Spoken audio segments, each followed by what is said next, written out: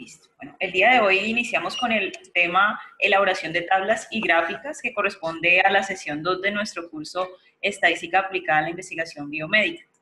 Entonces, a lo largo del curso vamos a estar viendo este diagrama para recordar todo el papel que tiene la estadística en la investigación y el rol de cada uno de los temas a lo largo de este diagrama, que principalmente da desarrollo a la metodología que logra desarrollar los objetivos que planteamos en nuestros diferentes proyectos de investigación.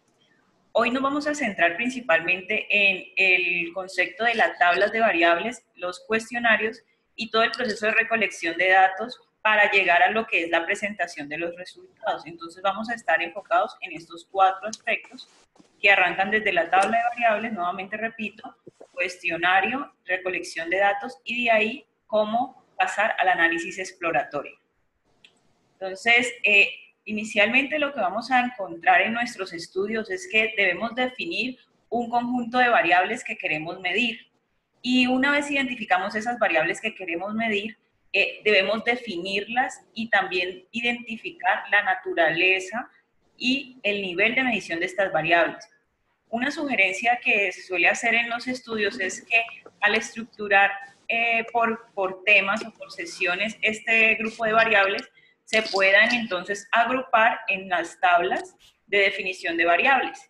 Y en ese sentido, entonces, puedan definir, escribir sus valores y además colocar si es de tipo cuantitativo o cualitativo y si el nivel de medición pues es de razón, si es de intervalo o si es cualitativa nominal u ordinal, ¿sí? Para cada tipo de variable que se define. Este cuadro que presento aquí corresponde a datos reales de un estudio realizado en CIDEI, en donde se identificaron variables demográficas y clínicas en un primer bloque, luego unas variables clínicas y microbiológicas, y posteriormente, pues estas variables fueron ya clasificadas y definidas según los criterios que hemos visto ya para definir y clasificar las variables según el tipo de variable y según su nivel de medición. Entonces, según el diagnóstico, que es la primera variable del conjunto de variables demográficas, se realiza una definición que parte del marco conceptual que el investigador conozca de esta variable, ¿sí? No es una definición que sea siempre por defecto o que esté ya asignada, sino que es el investigador quien a través y a partir de su experiencia va a definir cuál va a ser la mejor definición para esta variable y que asimismo esta sea consistente con los valores que va a tomar, ¿sí? Por ejemplo, la variable sexo, en este caso también va a tomar una definición, que en este caso es el sexo biológico al que pertenece el paciente, y va a tomar valores 0 si es hombre y 1 si es mujer. Definir si se habla de categorías masculino o femenino también es una de las condiciones que va a definir el investigador de la mano del conjunto de investigación que lo esté apoyando. Y el tipo de variable en este caso pues va a ser de tipo cualitativo porque tenemos una variable que es categórica, tiene 2 categorías, y como el orden de las categorías no es relevante, entonces se dice que esta escala o este nivel de medición es de tipo nominal. De manera sucesiva se realiza este proceso para cada una de las variables hasta lograr definir nuestro cuadro o tabla de variables. Este es el principal insumo que tenemos en la investigación para poder dar paso a lo que llamamos la encuesta o el cuestionario, ¿sí? Y en los estudios clínicos vamos a ver que este cuestionario también recibe el nombre de formato de reporte de casos. Entonces ahora vamos a ver qué es o cómo se construye este cuestionario. Este es un modelo de formato de reporte de casos, o CRF por sus siglas en inglés, de un estudio de sífilis venérea y sífilis gestacional realizado en CIDEI. Entonces, la estructura que se debe definir por lo general en una encuesta es primero su encabezado, luego el título del formato y luego viene la estructura en donde están las variables que se identificaron en este cuadro de variables. Esta estructura está basada en buenas prácticas de manejo de datos que se han recomendado por Data Manager Senior de Family Health International. Entonces son formatos que ya están estandarizados aquí en CDI y pues es una estructura que en general se puede aplicar y replicar en todos los casos en los cuales ustedes vayan a hacer investigación. Al final del cuerpo de variables que se encuentra en este formato o encuesta, vamos a encontrar un bloque de firma y fecha de diligenciamiento de ese CRF.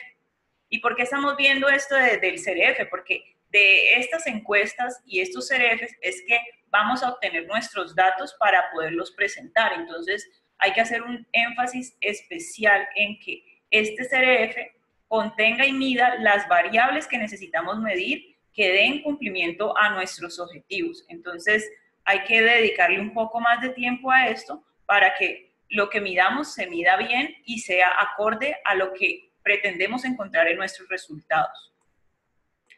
Una vez hacemos este CRF, es una tarea vital de la persona que va a hacer el análisis estadístico realizar la anotación del CRF. Este documento se llama CRF anotado y lo que designa es el nombre que va a tener cada variable en la base de datos. Entonces vamos a encontrar nombres muy cortos que van a abreviar o resumir cada nombre de las variables que hemos identificado y también previamente definido en nuestro cuadro de variables.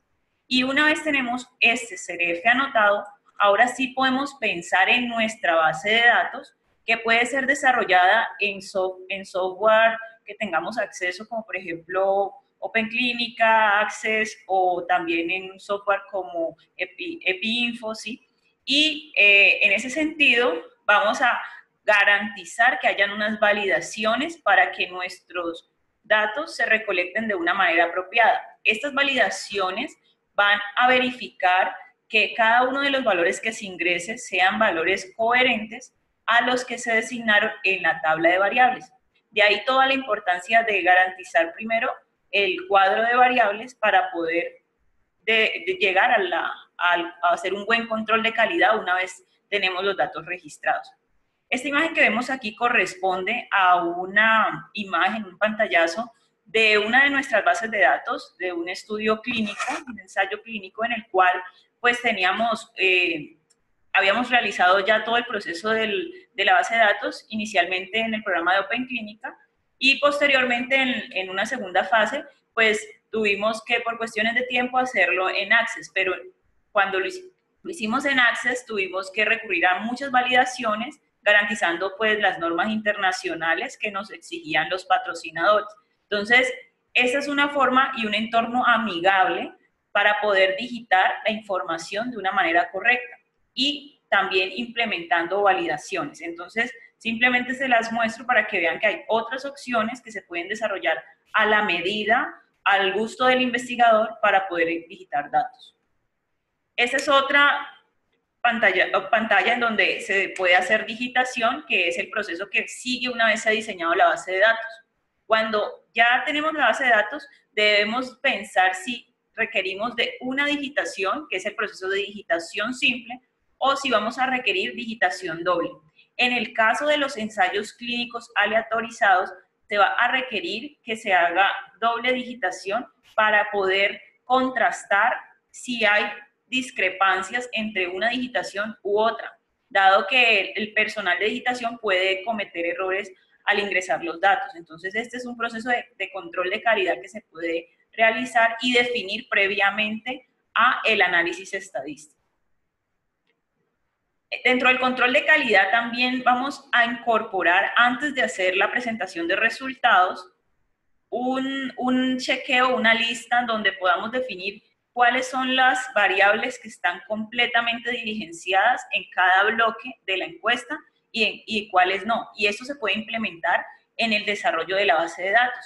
Por ejemplo, esta imagen nos muestra cómo en uno de los estudios de leishmaniasis cutánea de CDI se incorporó para cada paciente se identifica si está completamente diligenciado el bloque de criterios de inclusión y exclusión, el bloque de las preguntas de la visita cero, así sucesivamente para cada uno de los formatos. Esto nos permite garantizar que el que el CRF o la encuesta quede completamente diligenciado, proporcionándonos datos confiables también, y también que nos proporcionen los suficientes elementos para poder posteriormente cumplir el tamaño de muestra y hacer el análisis que queremos.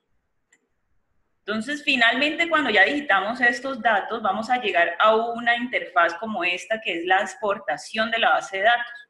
Esta interfaz nos va a mostrar ya las variables codificadas con los nombres que asignamos en el CRF anotado y cada una de las variables con sus respectivas categorías.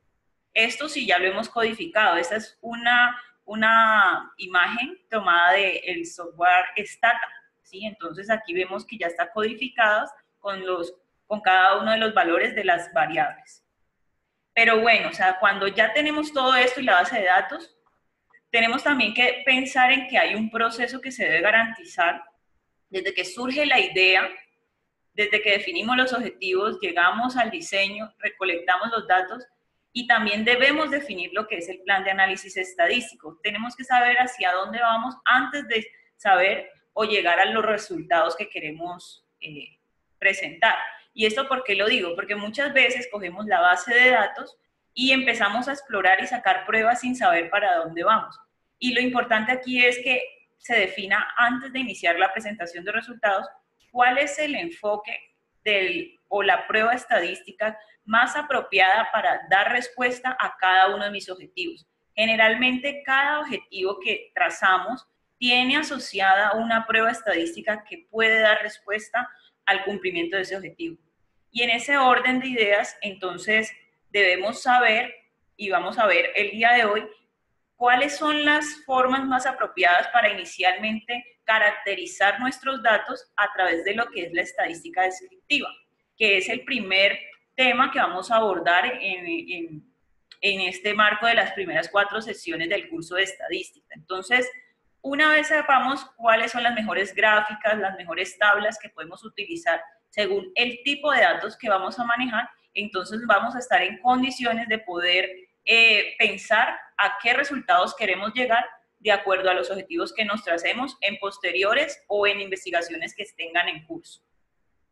Entonces, para empezar, la estadística descriptiva es una de las ramas de la estadística que se enfoca en la caracterización de los datos y adicionalmente pues involucra métodos para la recolección, organización, resumen, análisis e interpretación de estos. Y esta técnica pues se vale de gráficos y tablas que permiten hacer cumplir este objetivo. Entonces nos vamos a centrar en el tema principal de la organización en cuanto a el tema de la estadística descriptiva, porque ya vemos que tiene diferentes roles, pero lo primero que vamos a hacer es cómo organizar la información, cómo organizar nuestras tablas, cómo organizar nuestras gráficas, cuando tenemos tanto datos cualitativos como datos cuantitativos. Eso es como lo principal. Y en ese sentido vamos a ver para los datos cualitativos cuándo usar esas tablas de frecuencias y cómo presentarlas, cómo presentar los gráficos de barras, los gráficos de sectores o pastel. Y para los datos cuantitativos veremos también las tablas de frecuencia, cómo se deben ajustar, cómo presentar los histogramas, los polígonos de frecuencia, los gráficos de barras de error, y también vamos a hacer un énfasis en los diagramas de cajas y alambres, que son de las gráficas más utilizadas por su habilidad y por su facilidad para la interpretación de unas variables que son cuantitativas y además de medidas de tendencia central que veremos en la siguiente sesión. Entonces, para iniciar este bloque, vamos a ver primero cómo abordar las variables cualitativas una vez tenemos nuestra base de datos. Para las variables cualitativas vamos a encontrar que estas pueden ser presentadas tanto por métodos gráficos como por tablas.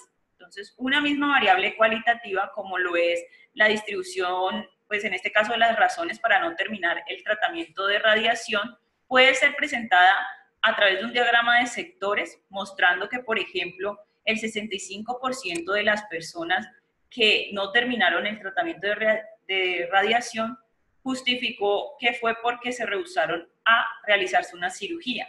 Y esto lo podemos ver a través de un gráfico de sectores o gráfico de pastel. Pero esta respuesta o esta influencia pues, de las personas encuestadas, que fueron 40 en este estudio, también se puede reflejar o representar a través de una tabla de frecuencias. Vemos que el mismo resultado puede representarse en una tabla en donde en la primera columna se designa el nombre de la variable, que es causas, y las categorías se listan hacia abajo. Y en la segunda columna vemos las frecuencias absolutas, que generalmente se representan por la letra N minúscula, y el porcentaje que corresponde a la proporción de los pacientes que fue representado por cada una de estas causas, o que respondió como una causa de no terminar el tratamiento de radiación a cada una de estas razones. Entonces vemos que en esta tabla también el 65% de los pacientes pues se rehusaron a hacer la cirugía y por lo tanto no terminaron el tratamiento de radiación.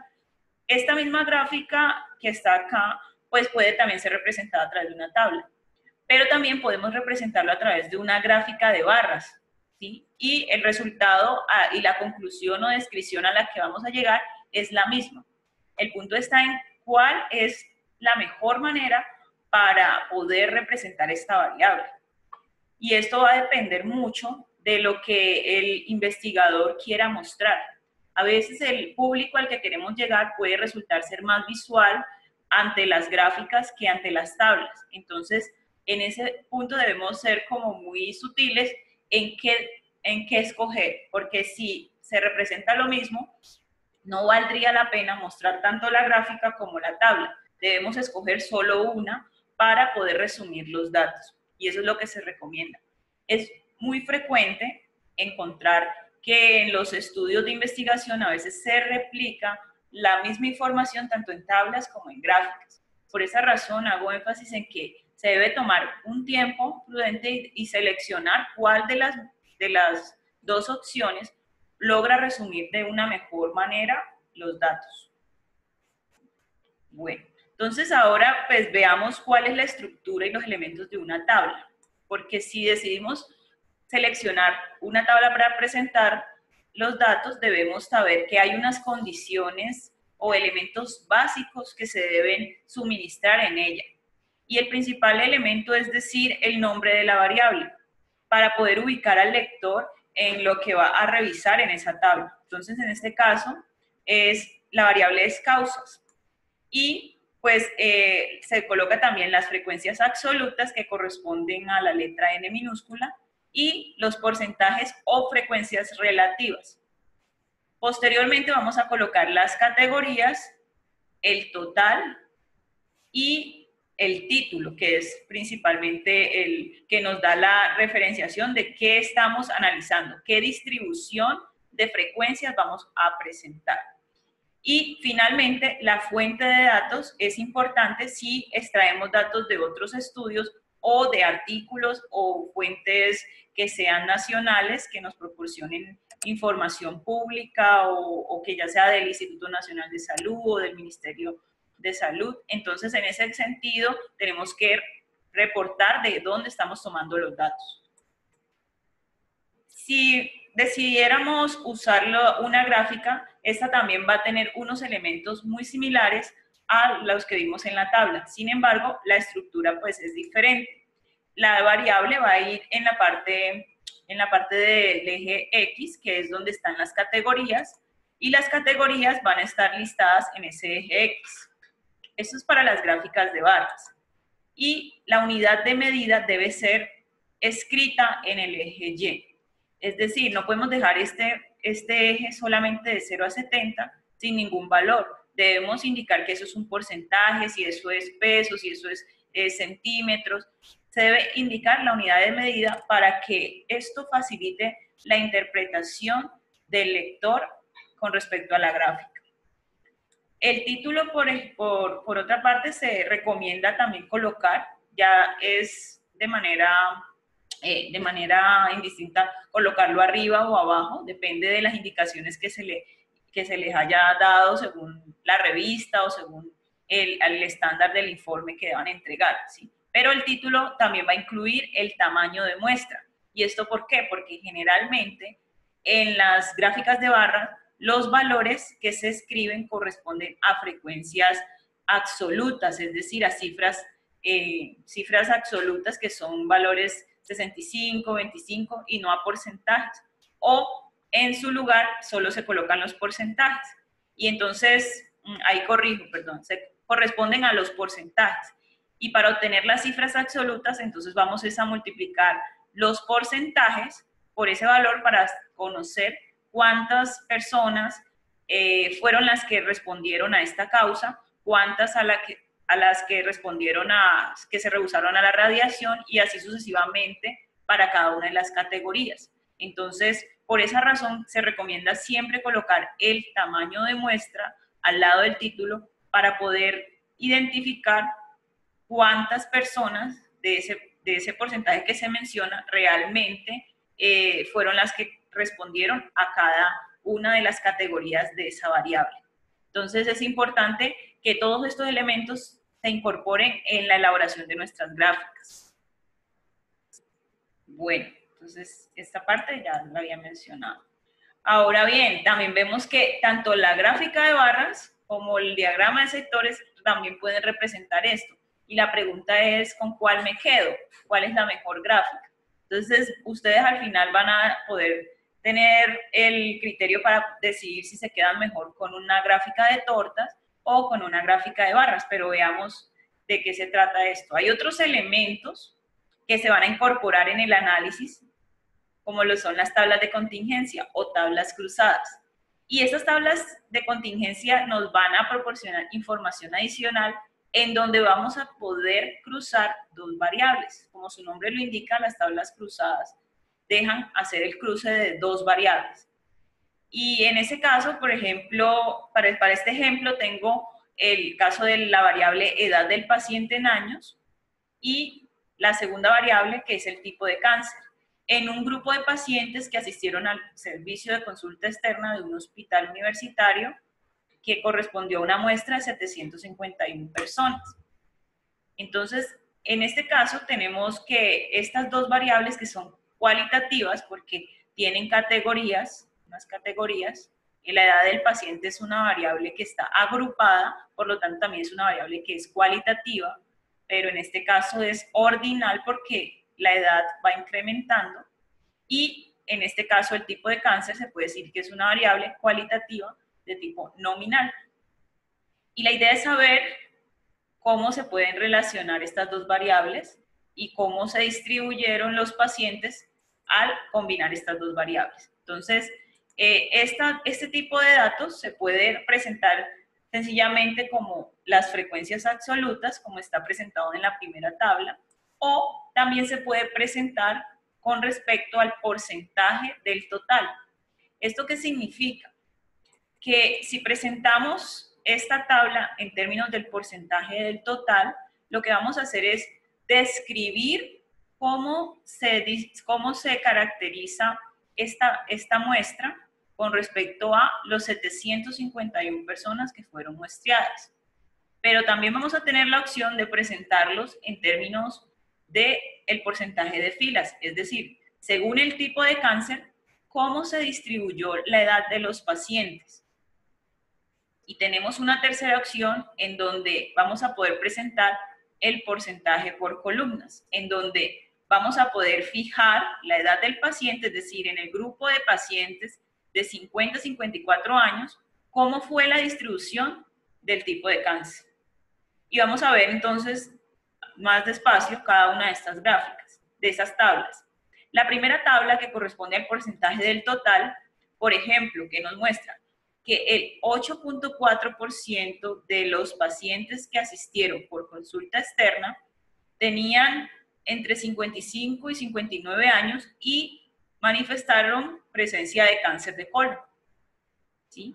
Y siempre se va a decir en la interpretación que es con respecto al total de pacientes que se evaluó en la muestra. Por otra parte, cuando hablamos de la presentación de tablas en términos del porcentaje de fila, lo que hacemos es fijar una de las categorías de la segunda variable, que es en este caso tipo de cáncer, y empezamos a hacer el análisis con respecto a todos los pacientes que cumplen esa categoría. Entonces, ¿cómo se interpreta ese valor?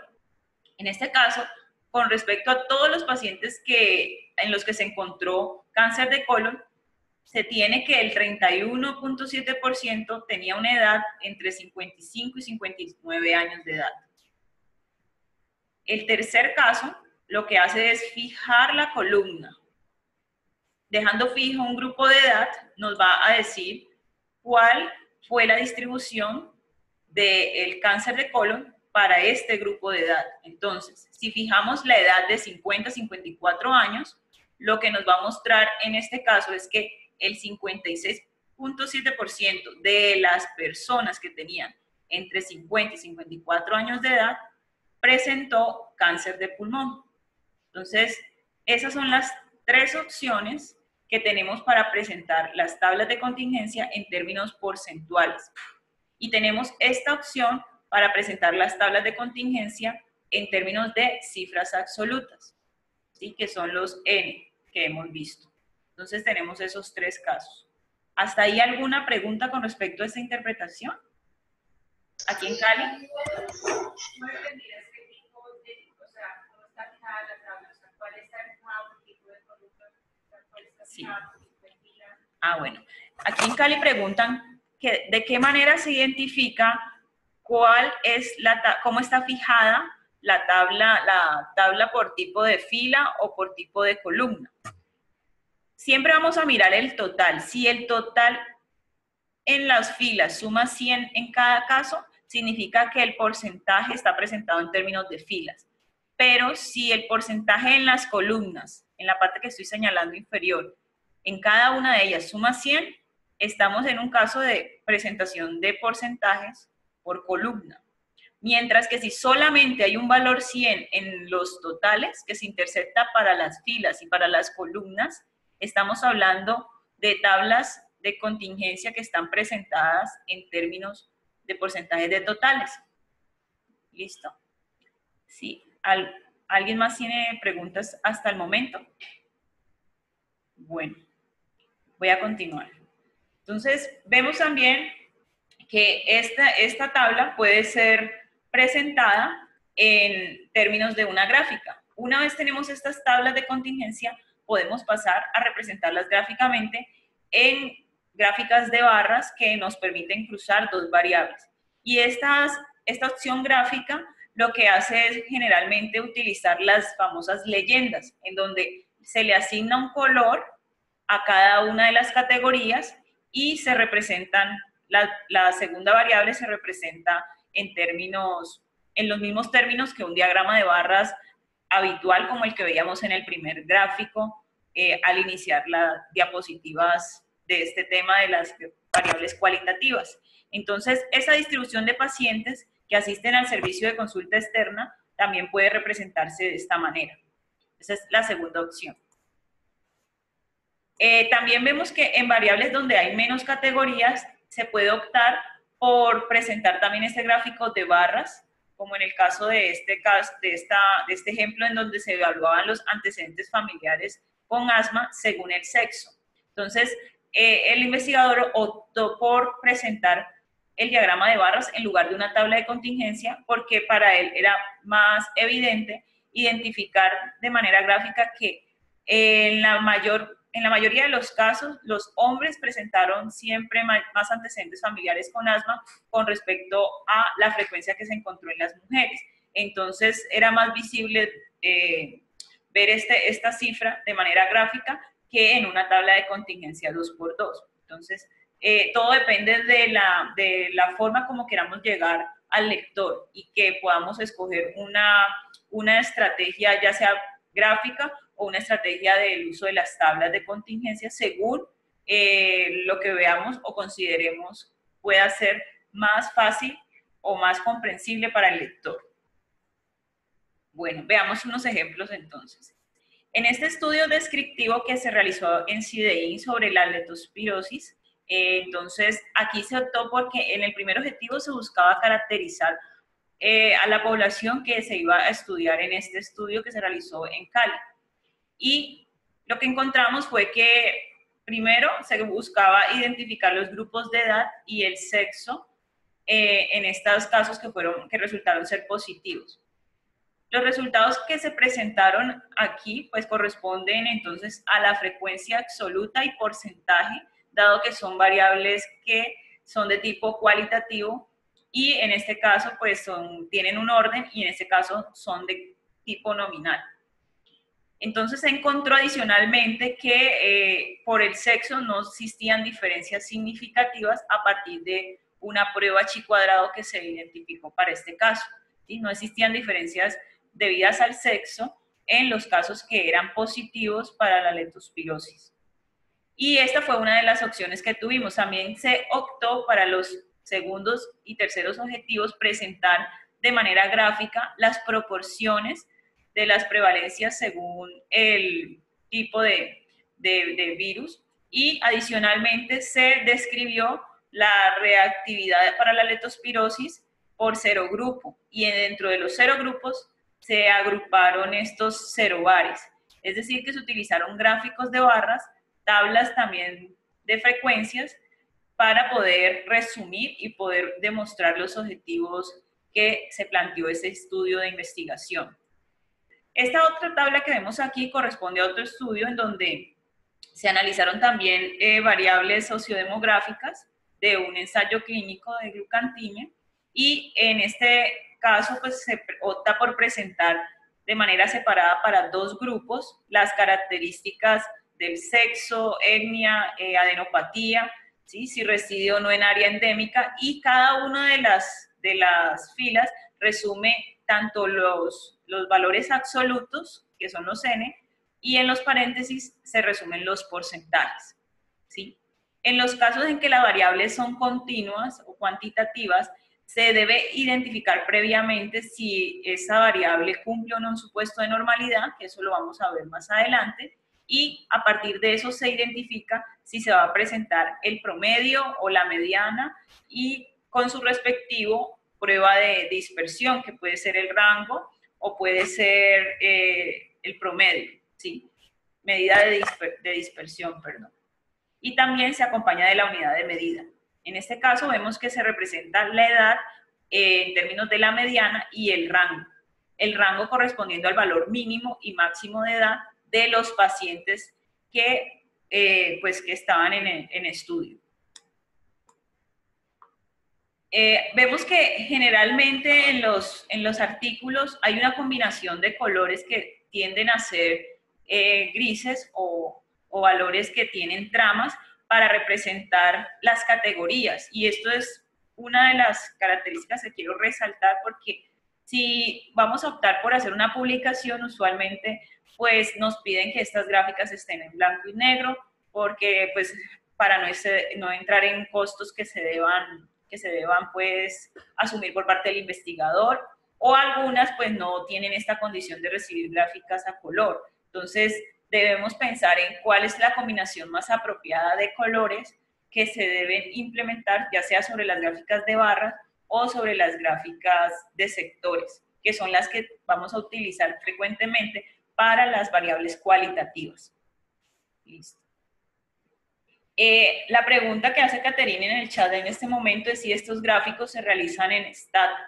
Entonces, muchas de estas gráficas están realizadas en diferentes programas, algunos en R, otros en Stata, otros están realizados en EpiInfo. O sea, hay diferentes programas estadísticos que he utilizado y de diferentes fuentes que hemos elaborado aquí en trabajos de CIDEI. Pero por lo menos esta gráfica fue realizada en un programa que se llama GraphPath, que es muy utilizado por muchos investigadores para la obtención de gráficas al momento de publicar. Pero la gráfica anterior sí fue realizada creo que fue en Stata. La anterior fue en Stata. Esta fue en Stata. Listo.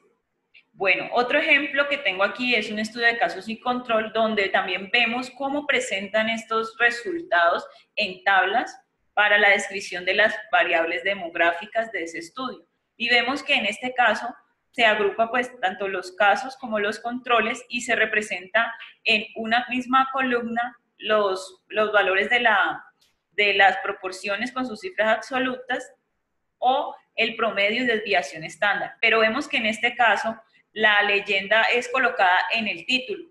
En comparación con el caso anterior, veíamos que el tema de si era promedio o mediana estaba designado en la misma línea de la variable, pero también es válido hacerlo como se muestra en este caso, o sea, se puede designar desde arriba para que todo lo que se coloque en los valores de esa columna esté en términos de un valor seguido de un valor, de un paréntesis, y dentro del paréntesis ya sea el porcentaje o la desviación estándar según el tipo de variable. Entonces, ambos casos son válidos, pero a mi gusto siempre opto mejor por este caso anterior donde, perdón, me devuelvo. Este caso en donde vemos que el promedio se escribe seguido de la variable, ¿sí? Porque pues es más claro para el lector saber si se calculó la mediana o el promedio en cada tipo de variable que se está listando, mientras que si se deja en el título, en el encabezado de la columna, no es tan claro para el lector identificar cuál es la variable que es de tipo cuantitativo y cuál es la de tipo cualitativo, ¿sí? Entonces ese es otro caso. En este tercer ejemplo, pues es un estudio en donde se evaluaron variables, el efecto confusor efectos confusores en la edad materna, ¿sí? Y también este era un estudio de casos controles pareados. Entonces vemos también que otra opción que tenemos para mostrar estas frecuencias es separar esos datos en columnas y tener una columna para las frecuencias absolutas y otra columna para los porcentajes. De esta manera, pues evitamos también confusiones al momento de presentar nuestros resultados. Y en esta otra tabla, que es la continuación, vemos que como tienen muchas variables, ellos agregan que la tabla 1 continúa en la siguiente página. Entonces, podemos optar también por partir las tablas cuando estas son muy largas, indicando que es la continuación de la primera tabla. Esto es en los casos donde tenemos demasiadas variables que corresponden a nuestra tabla 1 para caracterizar a la población. Y en este último caso, que es el ensayo clínico, vemos también que se opta por presentar el promedio de desviación estándar seguido de la variable por cada línea y por cada grupo. Y en este caso, pues vemos que cuando una variable es normal, entonces se va a presentar el promedio más la desviación estándar, mientras que cuando se presente en términos de mediana y rango, esta variable previamente se debió haber corroborado que no tenía una distribución normal. Entonces eso es para que empecemos como a visualizar eso en las tablas, que son tablas de datos basales, tablas características, y cuando encontremos esta información es vital que veamos esta presentación de los datos y que podamos analizar estos aspectos. En este otro bloque de preguntas que representa esta tabla, vemos que como no se indica que son ni promedios ni desviación estándar, se asume que son frecuencias absolutas y que lo que está dentro del paréntesis es el porcentaje. Por esa razón, yo aquí le agregué que en la tabla debería agregarse ya sea en el título o en algún lugar que eso corresponde al N y al porcentaje, porque inicialmente el título original del artículo no lo tiene, ¿sí? El título de la tabla no lo tiene. Bueno, aquí hay una pregunta en el chat, voy a irlas abordando poco a poco. Miguel nos pregunta, ¿cuál es el número mínimo y máximo de categorías recomendadas en las gráficas de las variables cualitativas? Alguna vez escuché que se recomendaban mínimo 3 y máximo 7, o no hay un límite. Bueno, entonces ya iba para allá, pero entonces Miguel se me está adelantando un poquito. El tema es que generalmente se pueden generar agrupaciones de categorías. Lo ideal es no superar pues las 10 categorías, es como lo que uno habitualmente considera, pero 10 a veces es mucho. Entonces, en algunos casos y dependiendo del tamaño de muestra, hay que decidir que sean máximo 3, máximo 4. Todo está en función también del tamaño de muestra, pero no hay una regla exacta que te diga no debes sobrepasar esto. Se recomienda no exceder las 10, ¿sí? Pero para muchos estadísticos, por lo menos para mí, 10 ya es mucho, entonces suelo no superar a veces las 5, pero eso es bajo mi criterio, ¿sí? No es una regla de oro, es algo muy subjetivo y esto es porque se afectan las distribuciones y las frecuencias, te pueden quedar categorías que son nulas. Y en esos casos, cuando las categorías son nulas, eso es una muestra de un mal diseño de la pregunta en muchos casos, o de que es una característica que totalmente está ausente en ese grupo muestral que estás evaluando. Entonces, en esos casos se suelen reagrupar categorías. Por ejemplo, si no encuentras en un grupo de pacientes que tú pretendías evaluar la edad y esperabas que respondieran entre 15 y 20 años y solamente hay un caso versus 180 casos en los de mayores de 15 años, entonces muy probablemente hay que entrar a mirar si esa menores o sea, de 15 a 18 años realmente es alguien de 18 años y reagrupar nuevamente cada una de las categorías, porque están recargadas por las frecuencias. Entonces, todo ese análisis se debe hacer previamente con los estudios pilotos para evitar tener demasiadas categorías que no se vayan a poder analizar. Entonces, mi sugerencia es siempre evaluar primero si las categorías realmente son relevantes o no, y una vez se tenga eso, definir si con 5 o 7 categorías puede ser suficiente para la representación y para la interpretación, porque entre más categorías tengas, más se va a dificultar la interpretación de los datos. ¿Listo? Bueno, para continuar, en este último estudio, que es un estudio analítico que corresponde a un estudio reciente de ecuaciones estructurales, que es un método avanzado pues que no vamos a ver en este curso, quiero resaltar que para mí una de las mejores formas de presentar el tema de las frecuencias y las tablas de frecuencias podría resumirse con esta tabla, porque en esta tabla vemos cómo se presentan las frecuencias absolutas, los porcentajes y adicionalmente los intervalos de confianza, que es algo que habitualmente se omite en la presentación de resultados y que es muy importante presentar porque esta tabla 1 cobra una validez y una precisión en su interpretación cuando logramos incorporar en cada una de las mediciones la interpretación también del intervalo de confianza. Y esto pues lo vamos a poder comprender un poco más cuando leamos el artículo que les voy a recomendar al final de la sesión de hoy. ¿Listo?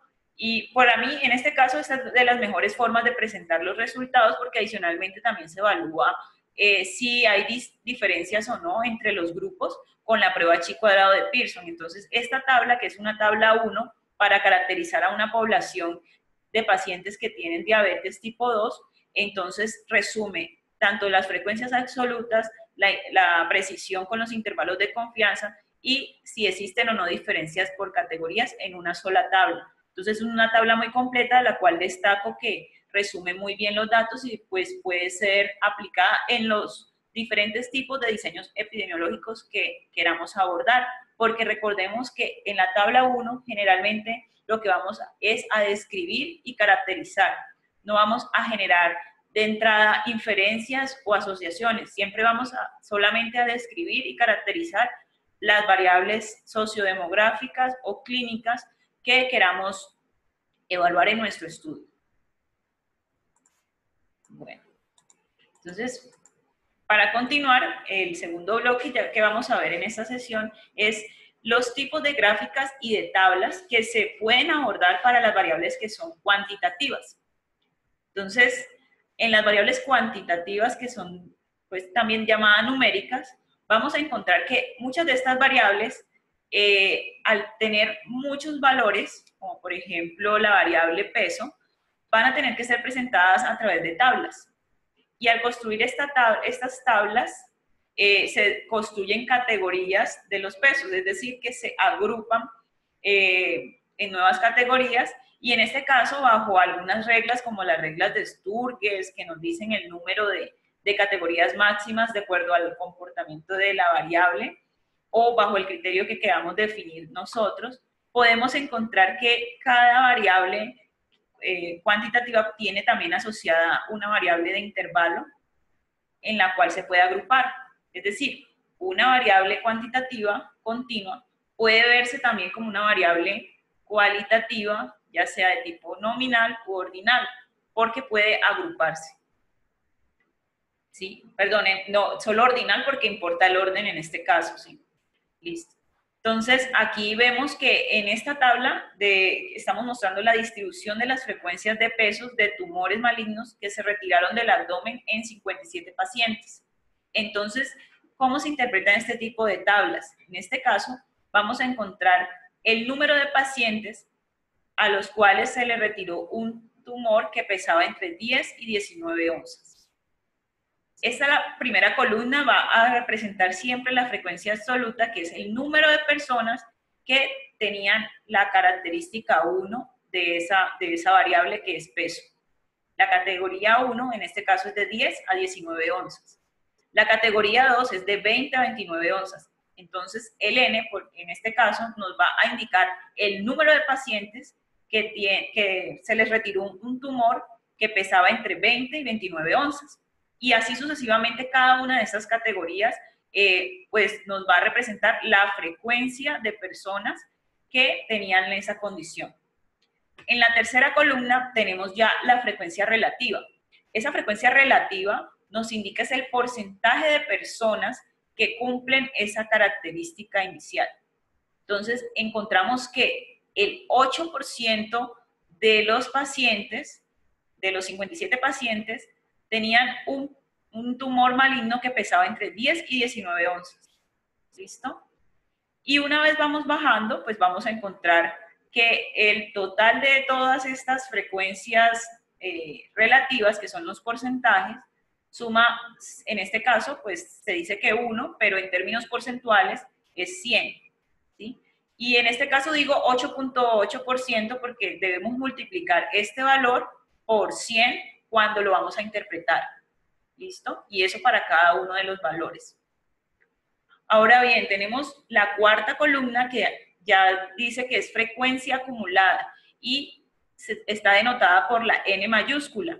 Esto significa que a medida que vamos bajando de categoría, estamos agrupando, por ejemplo, desde 10 hasta 39 cuando estamos parados en este valor 34. ¿Eso qué es? ¿Cómo se interpreta? Si queremos saber cuántas personas presentaron un peso del tumor maligno entre 10 y 39 onzas, solamente vamos a la frecuencia acumulada. Entonces encontramos que 34 personas tenían un tumor maligno que pesaba entre 10 y 39 onzas. Si quisiéramos encontrar el número de personas que tenían que tuvieron un tumor con peso de 10 a 29, entonces vamos a encontrar que 24 personas presentaron un tumor maligno que pesaba entre 10 y 29.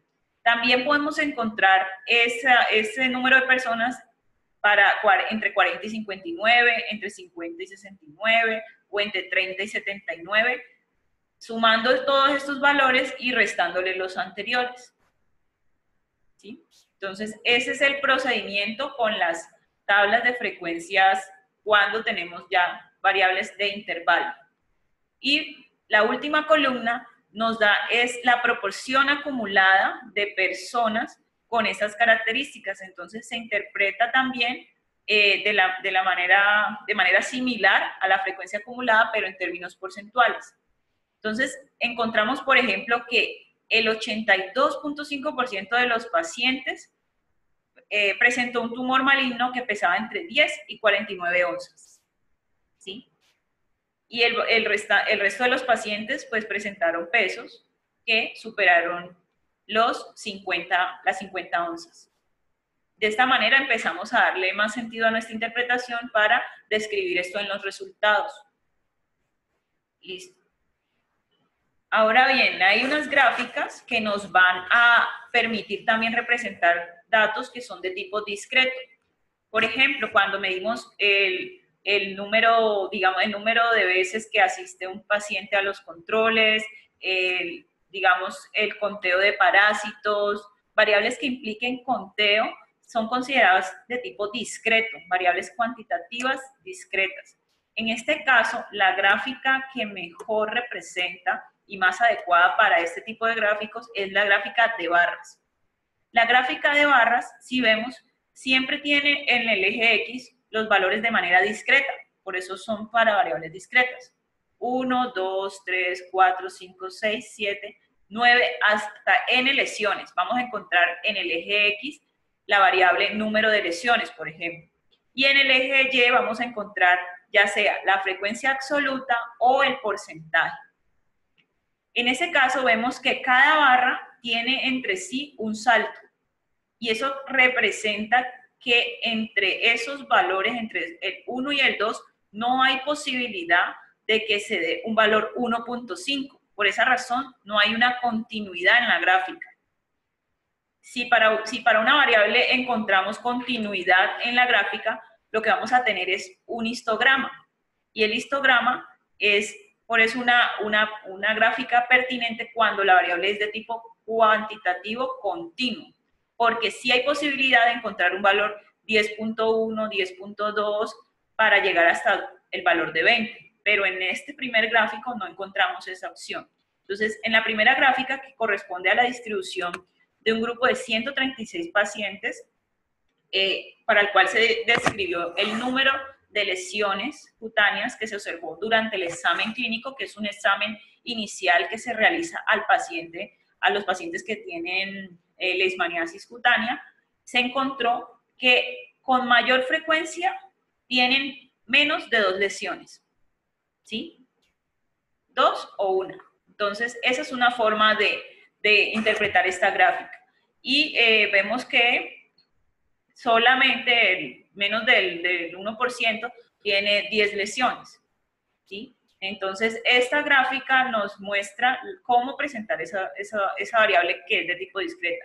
En esta otra gráfica, que es el histograma de pesos en onzas de tumores malignos, es la representación de la tabla que veíamos anteriormente, pero aquí vemos cómo esa variable sí tiene la opción de que existan pesos entre el valor 10 y 20 que dan continuidad, es decir, esa variable tiene unos valores decimales que la hacen que sea continua. Por esa razón el histograma no tiene espacios entre las barras y denota la continuidad. Aquí sí hago mucho énfasis porque es muy habitual en los cursos que se confundan en estas dos gráficas. ¿Listo? Y por último tenemos el polígono de frecuencias. El polígono de frecuencias es una gráfica que, aunque es poco usada, su naturaleza proviene del histograma. Básicamente lo que se hace es encontrar los puntos centrales, los puntos medios en cada una de las barras del histograma y a partir de ahí trazar las líneas, de manera que se construye el polígono de frecuencias. Aunque es poco utilizada, pues va a mostrar también la misma tendencia del histograma y usualmente suele presentarse de manera superpuesta, es decir, sobre el histograma se hace este polígono de frecuencias que nos va a mostrar como la tendencia de la distribución de la variable cuantitativa continua que queramos mostrar. Las variables cuantitativas pues van a tener muchas más opciones para ser presentadas que las variables cualitativas. Vamos a encontrar, por ejemplo, que en los estudios biológicos y en estudios también de estandarización de métodos y de experimentos de laboratorio, vamos a ver que se utilizan mucho las gráficas de barras de error. Y estas se utilizan para identificar si probablemente el comportamiento de una variable o el intervalo de confianza que se encuentre en un grupo es contenido dentro del otro. Es decir, que haya posibilidades de que de pronto la variable sea o tenga el mismo comportamiento o un comportamiento similar en dos grupos o en más. Entonces, en ese caso, para comparar los grupos suele utilizarse esas gráficas de barras de error. En ese caso, si un grupo está contenido en otro, se podría suponer que esos dos grupos no tienen diferencias, pero sí, como vemos en esta gráfica, el intervalo de confianza para el último grupo, que es un grupo de hámsters preñados no infectados, en el cual se le midió el tamaño de la lesión, vemos que el intervalo de confianza para ese tamaño de lesión en ese tercer grupo no está contenido en el segundo grupo. Por lo tanto, eso es da una hipótesis para pensar que hay o pueden existir diferencias entre el grupo de hámster no preñado versus el grupo de hámsters preñados que no está infectado con respecto al tamaño de la lesión. ¿Sí? Entonces, estos gráficos son muy útiles al momento de poder definir hipótesis de investigación en los experimentos de laboratorio. Por otra parte, tenemos los gráficos de cajas y alambres. Estos gráficos son los de mayor utilidad, considero yo, porque nos permiten resumir tanto las variables, la distribución de la variable como sus medidas de tendencia central en términos de la mediana y sus medidas de dispersión en términos de los rangos intercuartílicos.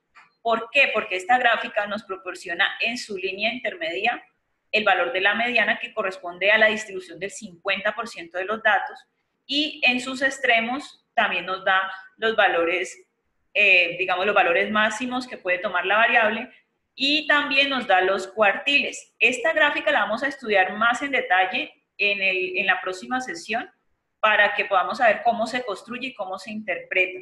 Pero de manera general, quiero dejarles el mensaje de que con esta gráfica también podemos ver si hay grupos que son diferentes de otros. Por ejemplo, en este primer gráfico, en donde estamos evaluando 5 grupos, entonces estamos viendo que por lo menos en el último grupo, que es el grupo vector, el tamaño de la lesión es muy diferente y tiene un rango de variación mucho más grande que los otros grupos. Entonces, por lo tanto, es un grupo que habría que mirar qué pasó allí, si hubo un control, un control de calidad en la medición, si son datos atípicos, si esto invita a corregir o evaluar los procesos de la experimentación. Muchas veces los experimentos pueden salirse de control y esta gráfica permite visualizar eso, porque nos da cuenta de la variabilidad en la medición. Si un experimento está bien diseñado y presenta este tipo de comportamiento, entonces tranquilamente vamos a poder decir que entonces efectivamente hay una alta probabilidad de que ese grupo sea diferente de los otros. Pero si inicialmente estamos tratando de estandarizar un método y vemos que esto pasa, esto nos invita a revisar el control experimental de nuestro estudio, ¿sí? Y nos puede dar lugar a correcciones que nos ahorren costos y tiempo al finalizar después todo el trabajo, ¿sí? Aquí vemos otra gráfica también donde se utiliza este gráfico de cajas y alambres, y adicionalmente permite la comparación por grupos. O sea que además de presentar una única variable, también nos permite representar una variable cuantitativa en términos de una cuantitativa. En este caso, estamos representando el comportamiento de la dosis en términos del diámetro de induración y adicionalmente por grupo infectado y no infectado.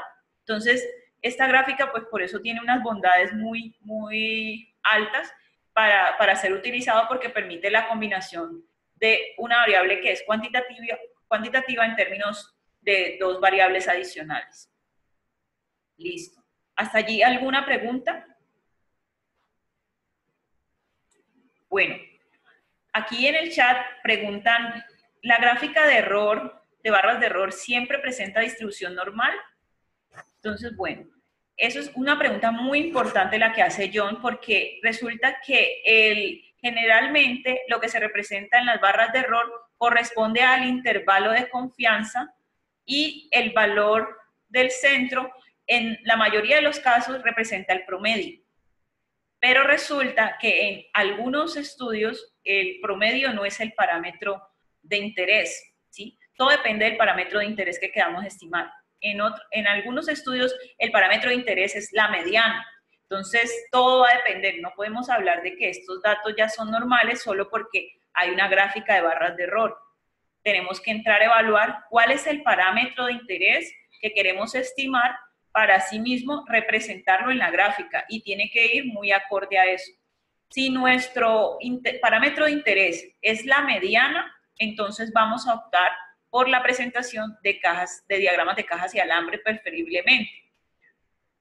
También vamos a poder usar las barras de error, pero tenemos que considerar que en el centro se represente es la mediana y en los límites no se representan los intervalos de confianza, sino los cuartiles. Generalmente los percentiles 2.5 y 97.5. Eso es algo que vamos a poder entender de una mejor manera en la próxima sesión, donde veamos cómo se construyen los percentiles, los cuartiles y los deciles. Entonces, por ahora solamente el mensaje que debe interiorizarse es que en las barras de ROS podemos presentar intervalos de confianza y promedios si encontramos previamente que la variable sigue una distribución normal.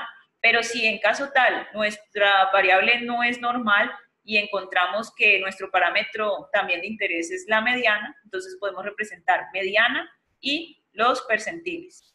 ¿Listo? Bueno, listo, John. Bueno, vamos a continuar. Entonces, aquí vemos que en general la estructura del diagrama de cajas y alambres representa la distribución del 100% de datos. Se esperaría que la distribución del 100% de los datos tenga una distribución normal, pero pues ustedes saben que la realidad no siempre es así de bonita. Entonces, vamos a encontrar que en los extremos pues están los valores máximo y mínimo y vamos a encontrar que en la primera línea se va a encontrar el 25% de la distribución de los datos, ¿sí? El valor que corresponde a esa característica para el 25% de los datos. En el cuartil 2, que corresponde a la mediana, vamos a encontrar cuál es el valor que corresponde a esa distribución de la variable para el 50% de los datos. Y en el cuartil 3, el valor que corresponde a la distribución de X variable para el 75% de los individuos. Bueno, como les decía, pues las gráficas, las variables cuantitativas tienen demasiadas opciones, pero cada una va a estar asociada a un tipo de diseño.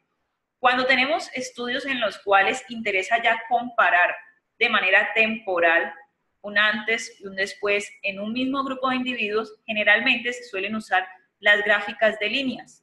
Esas gráficas de líneas lo que van a mostrar es que si la línea al pasar de un antes a un después incrementa, entonces hubo un incremento que puede ser o no significativo de ese tratamiento, ¿sí? Pero de manera gráfica, como estamos describiendo únicamente, solamente podemos decir que el cambio fue un aumento, pero no podemos decir si fue o no significativo. Estas gráficas, por ahora, solamente como están, sin pruebas estadísticas, solamente nos van a indicar si incrementó o disminuyó y ya, pero no nos van a decir si ese cambio es o no significativo. ¿Listo? Usualmente se utilizan cuando los estudios se realizan sobre la misma muestra, pero también cuando queremos evaluar la variable tiempo en función de otra variable que es de tipo cuantitativo, como lo es, por ejemplo, el tamaño de lesión. Entonces, si queremos evaluar el tamaño de lesión en un tratamiento a lo largo de 120 días, vamos a encontrar que una forma de ver si ese tamaño de lesión también aumentó o disminuyó a lo largo del tiempo es presentándolo con gráficas de líneas. ¿Listo? Y también podemos incorporar otros grupos agregando, por ejemplo, unas leyendas o puntos sobre esas líneas para distinguir cada grupo. Entonces son diferentes formas de presentar. Estas gráficas sí son realizadas en GraphPad para la persona que está interesada pues, en las gráficas. Por otra parte, vemos que también hay gráficos como los gráficos de dispersión, donde adicionalmente se pueden incorporar técnicas de modelos de regresión y también técnicas de evaluación de correlaciones entre variables. Estos diagramas de dispersión lo que muestran es cómo se distribuyen simultáneamente dos variables que son cuantitativas. Entonces, si tenemos dos variables que son cuantitativas, la opción que tenemos para representarlas es un diagrama de dispersión. En este caso que está aquí, estos gráficos corresponden a a unas gráficas realizadas para una publicación en donde se realizó un modelo de regresión lineal para evaluar la relación entre interferón gamma y aquí TNF-alfa. Entonces se evaluó si la relación entre estas dos variables era, primero, si hay una correlación fuerte o no, y entonces encontramos que el coeficiente de correlación era de 0.96, por lo tanto había una correlación fuerte y además positiva entre las dos variables. ¿Esto qué significa? Que el incremento del TNF-alfa implica un aumento del interferón gamma para este caso, ¿sí? Y adicionalmente la gráfica presenta el valor P, indicando que este incremento sí es estadísticamente significativo, ¿sí? Por lo tanto, esa correlación es real. Y esto se realizó en una muestra de 14 observaciones. También en este estudio se realiza la evaluación a través del gráfico de dispersión para el diámetro de induración y en esta es la intimidina. Entonces, en este caso, lo que se encuentra es que la relación es negativa, ¿sí? El incremento de la primera variable implica también un valor bajo para la primera variable implica un valor alto para el diámetro de induración. Y en ese caso, pues la relación es buena, no alcanza a ser fuerte porque no llega al valor de 0.80. ¿Sí? Estos valores y todos estos valores, esas interpretaciones que les estoy dando, las vamos a ir puliendo a lo largo del curso, para que no se vayan a preocupar por ahora, por eso. Y también encontramos que esa correlación que se encontró en esta gráfica es significativa. Entonces vemos cómo las gráficas también de dispersión o las gráficas que podemos utilizar se pueden acompañar también de los resultados de las pruebas estadísticas para evitar también usar tablas. Entonces, en lugar de presentar una tabla para colocar estos tres datos, pues se incorpora el resultado en el título de la gráfica. Y en una sola imagen vamos a poder presentar toda la información de la prueba estadística y demás. Habitualmente, cuando escribimos en una gráfica la palabra R, pues esto está relacionado con el coeficiente de correlación de Pearson. Entonces, en muchos casos no es necesario escribirlo al pie de la gráfica, pero en caso de que se haya utilizado mucha notación en el artículo o en el informe, se sugiere colocar que al pie de la gráfica la prueba estadística que se realizó. Estas son como las opciones que hay para este caso. Bueno, veamos otros ejemplos aquí de publicaciones en donde se realizó un ensayo clínico para evaluar la oscarbazepina en un estudio de bioequivalencia y entonces vemos que la gráfica para contrastar la concentración promedio de oscarbazepina en este grupo de pacientes voluntarios se representó a través de una gráfica de líneas, ¿sí? Este es el gráfico más habitual para representar este tipo de concentraciones cuando se realizan estudios de bioequivalencia. Entonces, aquí vemos este resultado. Los dos estudios pues realizados por personas de CIDEIN. Este otro estudio también era para evaluar la bioequivalencia para el medicamento de hipertensión arterial que es valsartán.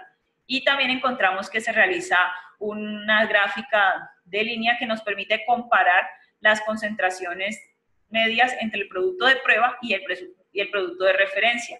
Vemos que habitualmente en las 2 primeras horas ese comportamiento del producto de prueba siempre está por debajo, pero logra cruzarse a partir de las 3.5 horas, 3 horas y media, ¿sí? Y vemos que la gráfica es continua porque el seguimiento del tiempo es continuo para esa concentración. Entonces, son formas de representar los datos que tenemos para considerar en nuestros diferentes estudios. Bueno, ¿hasta ahí alguna pregunta para continuar? Listo, bueno. Mientras van pensando las preguntas, yo les voy a ir recomendando un artículo en el cual se logra evidenciar que habitualmente cuando hacemos un diseño epidemiológico y ya llegamos a los resultados que vamos a presentar, empezamos a pensar si eso tiene o no poder estadístico. Y habitualmente pues olvidamos presentar otras cosas que nos pueden ayudar a ganar la validez y confianza de nuestros resultados cuando otros lectores lo vayan a mirar. Entonces, una opción que tenemos es incorporar en nuestros resultados la presentación de los intervalos de confianza en esas tablas de frecuencias. Eso es clave porque con los intervalos de confianza vamos a lograr medir lo que es la variabilidad de cada una de nuestras categorías. Entonces, ese es el punto más importante en este momento, de incorporar en esas tablas, que habitualmente solo se presenta el N y el porcentaje, incorporar esos intervalos de confianza. De esa manera estamos garantizando también la validez de nuestros resultados y que ellos puedan ser extrapolables, ¿sí? Independientemente de que el poder estadístico sea bajo. Entonces, les recomiendo leer este artículo, está en el material de la semana 2, dentro de la carpeta, y cualquier inquietud que tengan sobre él me pueden consultar a través del foro, y ahí con mucho gusto yo les puedo brindar más información si la requieren. Bueno, aquí hay una pregunta. Dice, con respecto al taller 1, pregunta 14, la variable pregunta 14, la variable glucemia y colesterol se clasifican como numérica continua. Me debería explicar por qué. Carolina, ¿me puedes copiar todo el enunciado de la pregunta? Porque resulta que los talleres se generan de manera aleatoria. Entonces, la pregunta 14 para ti, a mí me puede salir en otro orden. ¿Sí? Entonces, sería bueno que pudieses copiar el enunciado o aprovechar en el foro y pegar la imagen para que todos podamos verla, ¿sí? Sí, eso es importante que tengan en cuenta. Cuando vayan a hacer una pregunta sobre el taller, es mucho mejor a través del foro para poder verla y poder revisar la condición y cómo fue evaluada también, porque recuerden que el taller también es evaluado por el monitor y yo reviso también, pero a veces podemos encontrar errores y estamos abiertos a escucharlo, ¿sí? Bueno, pues quedo pendiente, Carolina. ¿Alguna otra pregunta con respecto a lo que hemos visto el día de hoy?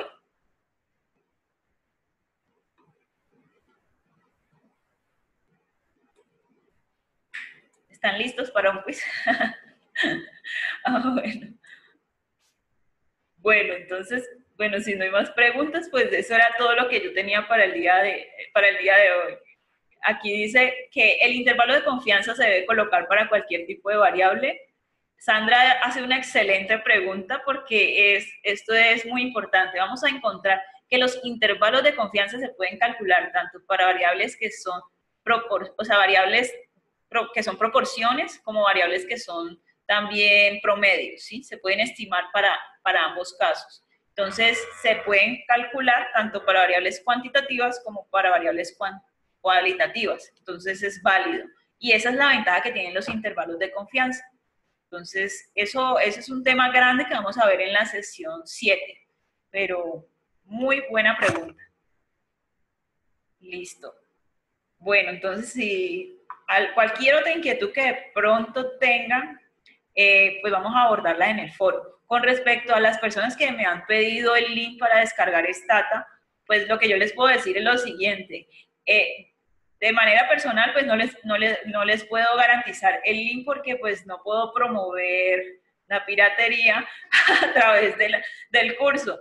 Pero sí sé que en Google ustedes pueden escribir Stata versión 12 y hay muchos links que les pueden guiar para descargarlo, ¿sí? O si no, bajar las versiones de prueba, ¿sí? Porque no lo puedo hacer, pero pues es por problemas legales con la empresa. No se puede por los derechos de autor, además porque es un programa licenciado y no lo puedo promover de esa manera, pero si no, con mucho gusto se los pasaba o les daba mi cuenta. ¿Listo? Bueno, entonces, sí. Entonces, bueno, ahí el correo. Sí, de ahí tiene licencia de Stata, claro, sí. Pero pues es una licencia única, entonces no puede ser compartida, ¿sí?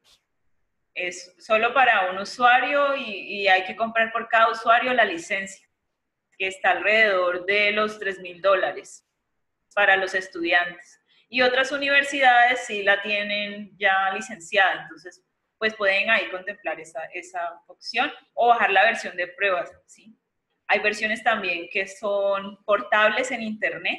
Uno escribe Stata portable y puede de pronto encontrar una que cargue en la memoria. Yo a veces tengo versiones así. ¿Listo? Bueno, listo. Hasta luego entonces. Nos vemos el próximo miércoles. Y pues cualquier inquietud a través del foro. Listo. Hasta luego.